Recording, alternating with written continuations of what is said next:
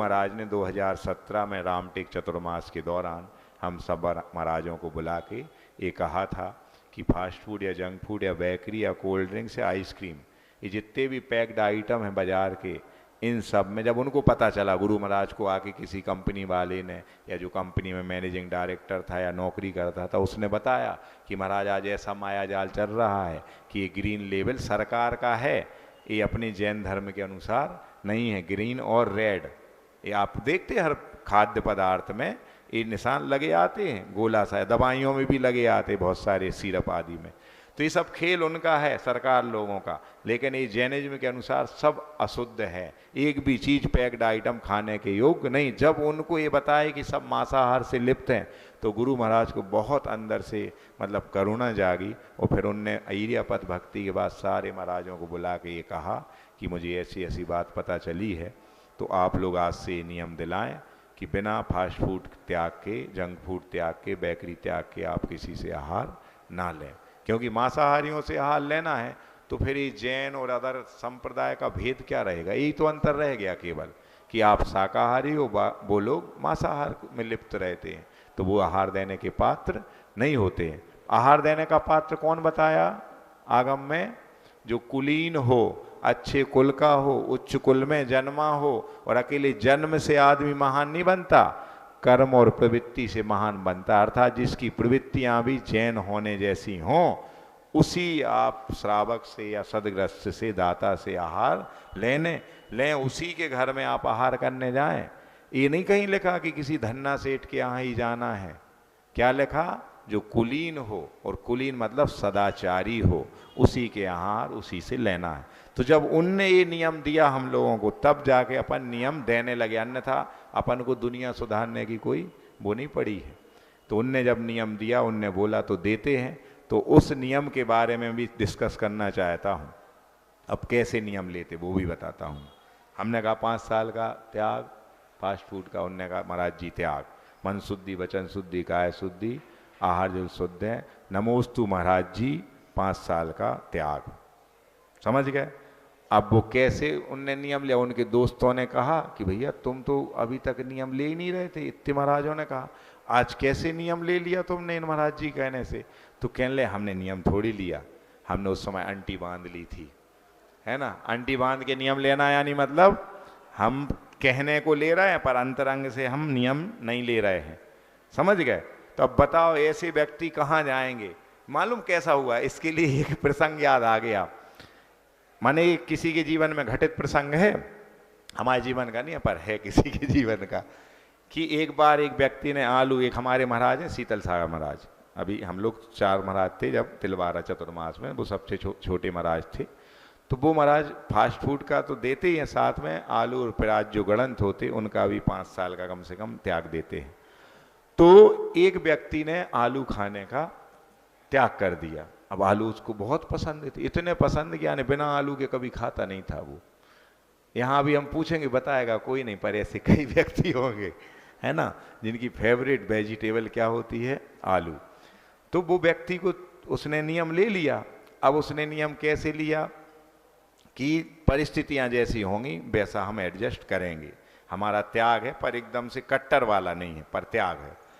अब जाके वो पंगत में गया, और चूंकि उसके दोस्त अदर कास्ट के भी थे, तो आपने देखा है कि प्राय वहां जाके यही सब्जी सबसे पहले बनती है, आलू, उसी में टमाटर, हो सका तो भटा भी डाल दिए। तो अब वो सब्जी बनी, अब वो बैठा, और भाग्य से एक ही सब्जी बनी थी, सब्जी एक ही, समझ गए? अब खाना तो है आलू की। तो अब जाके उसने क्या कहा कि भैया आलू का त्याग है हमारा, इसके झोल का त्याग नहीं है। झोल जानते मतलब उसका रसा जो है, ग्रेवी आदि जो, तो आप वो दे दो। तो उसने कहा अच्छा भाई अब कोई ना कोई शॉर्टकट तो निकालना था, वो भी वरना दुखी हो गया सामने वाला, मैंने निमंत्रण दिया और बताओ आप इसको खिला नहीं पाएंगे। तो जाके उसने वो झोल देने लगा उस पात्र में से। और आपने देखा शादी विवाह आदि में वो पात्र ऐसे होते ना, वो डोंगा, तो उसमें एक धार भी रहती और खुला रहता पूरा ऐसा पकड़ने, और उससे चम्मच से देते, और जब चम्मच से देंगे तो उसमें वो आएगा। तो उसने ऐसे ही डहरना धार से शुरू किया और उसके उस कटोरी में, तो अब जाके एक आलू का पीस आने लगा, तो वो चम्मच लगाने लगा। अरे भैया जो अपने आप से आ रहा उसका त्याग नहीं है, भाई देने का आपका और मेरे लेने का त्याग है। अब जो आ ही रहा अपने आप से, छोटे मोटे पीस आ रहे, तो उनका अभी त्याग नहीं है, समझ गए। अब बताओ ऐसे नियम पालने वालों क्या कि नियम होंगे क्या, हैं? नहीं है ना। तो कभी भी कोई नियम जबरदस्ती में ना, तो एक जैसे हमने दीक्षा का बताया ना कि दीक्षा कभी दी नहीं जाती, दीक्षा ली जाती है। ऐसे ही नियम कभी चला के थोप के नियम दिए नहीं, और दे दिए तो वो पलेंगे नहीं। नियम आप खुद जब तक अंतरंग से नहीं झांकोगे अपने आप में, जब तक आपको ये संसार से भीति नहीं होगी, इन भोगों से भीति नहीं होगी, इस शरीर के स्वभाव से भीति नहीं होगी, वैराग्य नहीं होगा, तब तक आप अपने आप से नियम ले नहीं सकते। इसके लिए भी एक कथानक है। मतलब ये सब हम जब उस लाइफ में थे तो एक किताब आती थी सत्य कथा करके, जो हमारी उम्र के हमसे सीनियर होंगे वो जानते होंगे, और उसमें सत्य घटना, उसमें नहीं पढ़ी हमने ये, पर बता रहा हूँ ये जीवन की सत्य घटना है। तो क्या हुआ, एक व्यक्ति थे, बहुत अच्छे मित्र थे, उनके मित्र महाराज बन गए, है ना। अब वो दोनों में जमीन आसमान का अंतर। वो फुली ड्रग एडिक्ट, मतलब स्मोकर, चैन स्मोकर थे वो, और जो महाराज बन गए वो रात्रि भोजन के त्यागी, बचपन से नित्य देव दर्शन का नियम। लेकिन अब पुराना कोई संबंध होगा तो अच्छी गाढ़ी दोस्ती दोनों में। और जाके जब वो महाराज बन गए तो उनको भी लगा कि यार हम अपने जीवन को क्यों नहीं बदल पा रहे, और उन्होंने कोशिश भी की कि हम ये चैन स्मोकिंग जानते हो ना, चैन पहन के धुआं निकालना है, ऐसा नहीं। चैन स्मोक मतलब एक बुझ नहीं पाए दूसरी जल जाए, समझ गए। तो जाके मतलब वो ऐसा उनको अंतरंग से आया, फिर उनने पुरुषार्थ किया, लेकिन इतने एडिक्ट हो चुके थे उसके, इतने आदी हो चुके थे कि वो आदत में नहीं छूटा अभी क्योंकि अंदर से उनका जमीन नहीं जागा पूर्णतः। अभी केवल मित्र के मोक्ष मार्ग पे आरूढ़ होने के कारण उनको लग रहा कि मैं क्यों नहीं सुधर पा रहा हूं अभी, पर उतना अंदर से नहीं जागा। फिर उनको बोला भी कि यदि छोड़ सकते हो तो इसमें फायदा है, अन्यथा ये माने smoking is the major cause of cancer, ये बहुत बड़ा दुष्प्रभाव है, कैंसर भी हो सकता है। कितने लोगों को थ्रोट कैंसर हो गए, गले के और मुंह के कैंसर हुए, और वो आप देखते हो जितने भी पाउच आते या सिगरेट की वो केस आता, उसमें बने रहते वो सड़े गले चेहरे, है ना। लिखा भी है, चेतावनी भी लिखा, वार्निंग, फिर भी जो आदि हो जाता वो नहीं मानता। तो जाके उनसे बोला नहीं छूटी, कहना कि बहुत प्रयास करते महाराज जी, लेकिन क्या बताएं, कई बार प्रयास किया लेकिन वो नहीं छूट पा रही। और इस चक्कर में उनने यही कह दिया कि हम कोशिश करेंगे, पर नहीं हो पा रही थी, तो उनने सामने ही आना बंद कर दिया। अब हम किस मुंह से जाएं महाराज जी के पास, उनको शर्म लगती थी।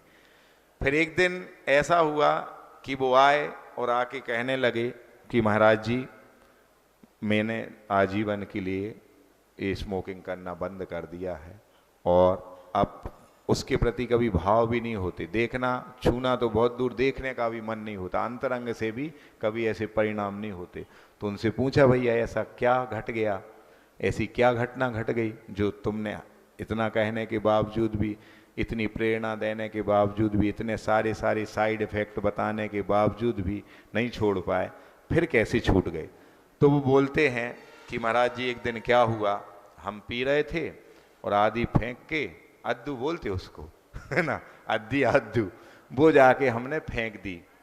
तो जाके जो छोटा सा बेटा था वो जाके उसने उठाई हमारे जाने के बाद, और वो जाके पीने लगा। और क्या सोच के पिया उसने कि पापा इसका सेवन करते हैं तो यानी कोई ना कोई अच्छी चीज होती है, क्योंकि पापा वही काम करते जो अच्छे होते हैं, ऐसा पाठशाला में पढ़ाया गया। छोटा सा बच्चा होगा मुश्किल से 2-2.5 साल का। तो जब उसको उनने ऐसा मुंह में लगाए हुए देख लिया, तब जाके उनकी आत्मा झकझोरी, और तब उनको माने इस ऐसा लगा कि ये क्या क्या करता था मैं, और ऐसा करने से कल के दिन यदि ये भी करने लगा तो इसका जीवन भी क्या होगा। तब जाके उनने, जब, तो वही मैं कह रहा हूं कि जब तक व्यक्ति का जमीन नहीं जागेगा, जब तक अंतस से आवाज नहीं आएगी, तब तक व्यक्ति नियम संयम में बंध नहीं सकता। ऐसी अंटी बांध के हम नियम लेते रहेंगे। अब महाराज अवधि ज्ञानी तो है नहीं, वरना वो जानना भैया इनने सच्चा नियम लिया कि झूठा लिया, समझ गए। तो ऐसे नियम यदि आप लेते हो तो कोई सार्थकता नहीं होगी, जहां थे वहीं रहोगे। एक छोटा सा भी नियम लें, लेकिन वो कैसा लें कि रघुकुल रीत सदा चली आई, प्राण जाए पर वचन न जाई। समझ में आ रहा? ऐसे नियम यदि लेते हैं तो ही हम इन इंद्रियों को कंट्रोल कर पाएंगे, इस जीवन को सार्थक कर पाएंगे। अन्यथा ऐसे इन इंद्रियों के विषयों में, आपने अभी महाराज जी रत्नकर्ण श्रावकाचार ग्रंथ पढ़ा रहे थे, तो उसमें एक एक इंद्रिय के वशीभूत हुए प्राणियों के दुष्परिणाम के उदाहरण आपने सुने हैं। स्पर्शन इंद्रिय के वशीभूत होके कौन फंसता है? हाथी, सुनी होगी ये कथानक। फिर रसना इंद्रिय दूसरी, उसके वशीभूत कौन होता है? मछली। स्पर्श रसना। घ्राण इंद्रिय के वशीभूत भौरा। घ्राण मतलब नाक, सूंघने के उसमें। फिर चक्षु इंद्रिय के वशीभूत पतंगा, जो उड़ते ना, दीपक पे बैठते हैं, लाइट में आते हैं, पंखी, वो पतंगा। और लास्ट कर्ण इंद्रिय के विषय में वशीभूत हुआ कौन? हिरण। हिरण के सामने अच्छा संगीत बजाया जाता है शिकारी, तो वो उससे इतना एकाग्र चित्त हो जाता है कि वो खड़ा हो जाता है एक स्थान पे। वरना बंदर के बाद सबसे चंचल प्राणी किसको माना है? हिरण को। मतलब वो हमेशा दौड़ता ही रहता है, भयभीत रहता है, बहुत अलर्ट रहता है, और इतनी लंबी लंबी छलांगें भरता है कि यानी शेर को भी पकड़ने में मुश्किल हो जाए। लेकिन शेर बलवान होता है तो वो दौड़ते दौड़ते थकता नहीं है, और हिरण कमजोर प्राणी है तो वो जाके एक लंबी दौड़ के बाद थक जाता है और पकड़ा जाता है, अन्यथा उसकी स्पीड बहुत तेज हो जाया करती। तो वो कर्ण इंद्रिय के वशीभूत हुआ हिरण क्या हो जाता? फंस जाता, शिकारी के जाल में आ जाता है। ये तो एक एक इंद्रिय के वशीभूत हुए प्राणियों की कहानियां हैं। अपने पास कितनी हैं? और आप लोग भी केवल एक एक इंद्रिय पे कंट्रोल नहीं करते, बाकी पूरी इंद्रियों पे आपका कंट्रोल है, विजय पाली है। ऐसा है क्या? केवल रसना इंद्रिय पे आपका कंट्रोल नहीं है, वो भर मैंने उसकी छूट ली है, बाकी सारी इंद्रियां कंट्रोल है ना आपकी। इतनी ठंड में इतना गीला है, चटाई है, फिर भी आप स्पर्शन इंद्रिय को जीत रहे हो, है ना। यहाँ इतने जोर जोर से आवाज़ आ रही है लाउड स्पीकर की, फिर भी कर्ण इंद्रिय पे आपने विजय प्राप्त कर ली है। कितने भी कटुक भाषण दे रहे महाराज जी, कितना भी बुरा आपकी कटाई निंदा कर रहा है, फिर भी आप सब समता से सह रहे हो। तो ऐसी कर्ण इंद्रिय पे आपने विजय प्राप्त कर ली, है ना। और कौन सी हो गई? चक्षु इंद्रिय। अब यहाँ सारी वो चीज़ें जो आपको पसंद हैं वो यहाँ कुछ भी दिखाई नहीं दे रहा है ना। यहाँ तो नंगे नवाब के लिए पे डेरा, है ना, कुछ भी नहीं है दिखाने के लिए।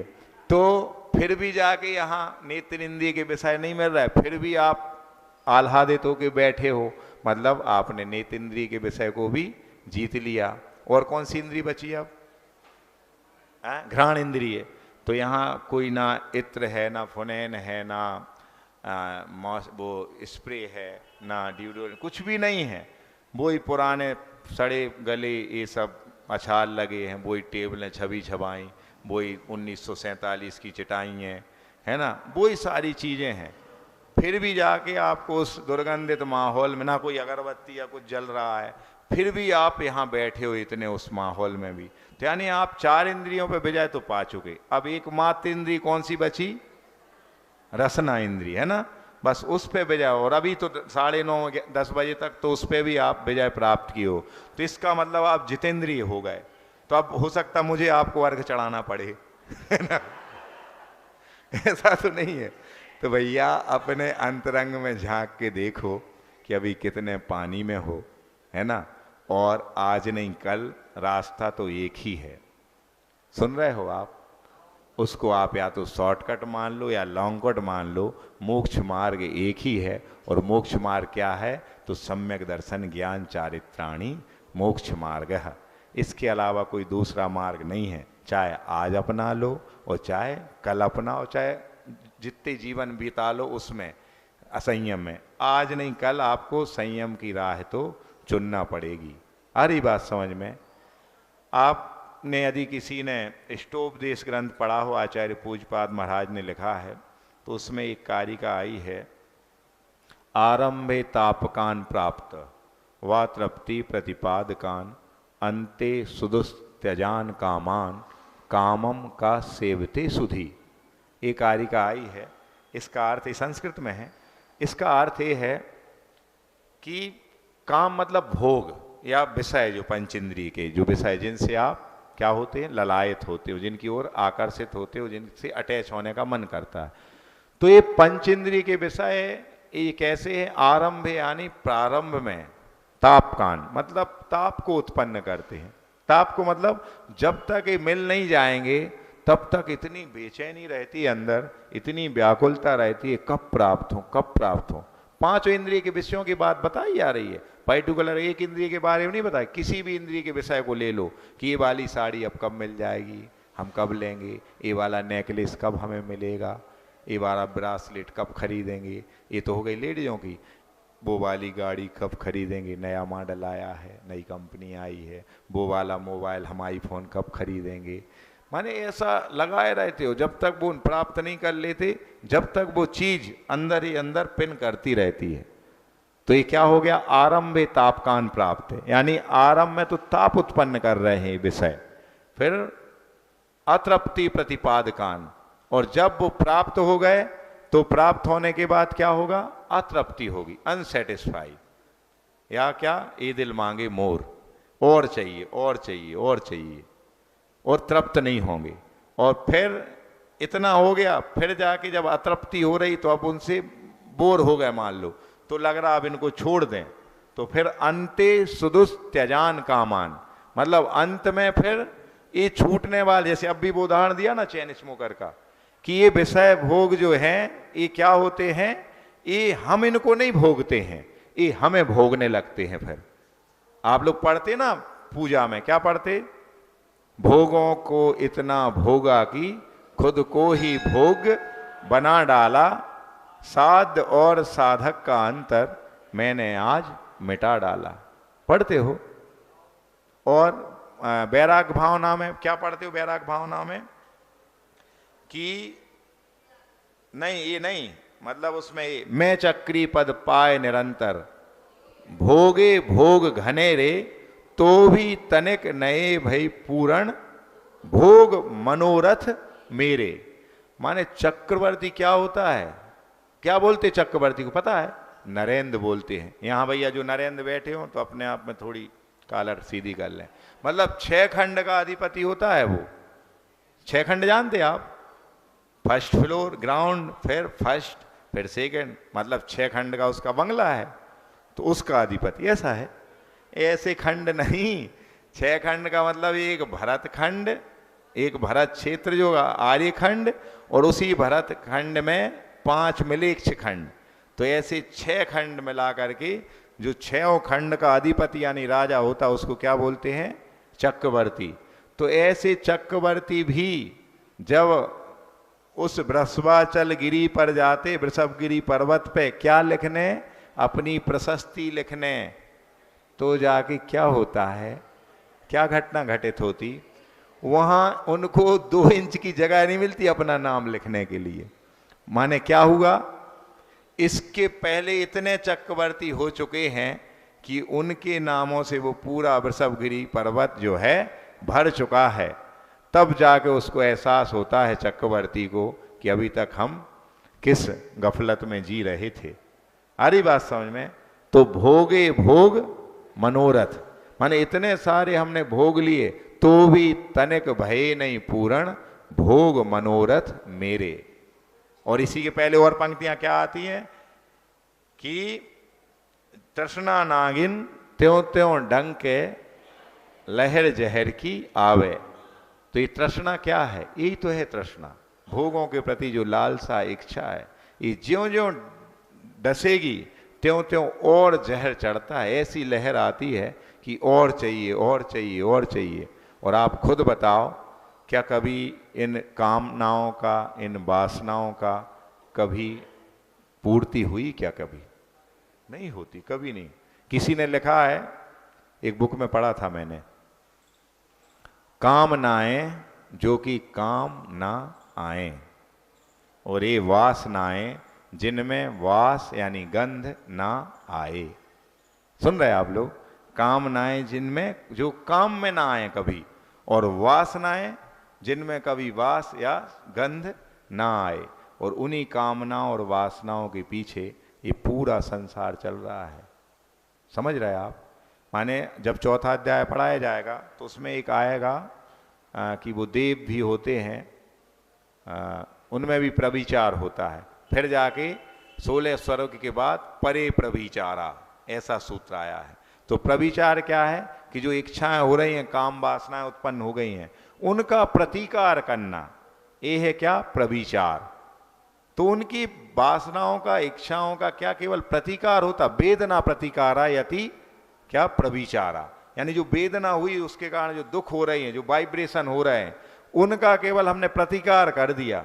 वो कैसा होगा? क्षणिक होगा, और वो केवल उसमें सुखाभास होगा, सुख तो प्राप्त कभी नहीं होगा। और फिर क्या होगा? वो अंते सुदुस त्यजान कामान, कामम का सेवते सुधी। इसलिए काम को जो सुधी जन है, बुद्धिमान है, वो सेवन नहीं करते हैं। और रही बात संयमित जीवन की, तो मैं आपको बता देना चाहता हूं, टोटली संयमित नहीं जी सकते हो, लेकिन कंट्रोल तो कर सकते हो, निषेध तो कर सकते हो। जब तक आप अपने मन से उस चीज का निषेध नहीं करोगे, तब तक वो चीज, क्योंकि निषेध में जिज्ञासा और होती है। तो वो निषेध कौन सा वाला निषेध में जिज्ञासा हो रही? जो दूसरों के कहने से आपने निषेध किया है, उसमें जिज्ञासा होती है। जैसे उस चैन स्मोकर का क्या हुआ? महाराज के कहने से नहीं छोड़ पा रहा था, प्रयास भी किया, लेकिन जब अंतरंग से उसने निषेध की इच्छा हो गई, फिर जाके कभी उस ओर उसने देखा भी नहीं।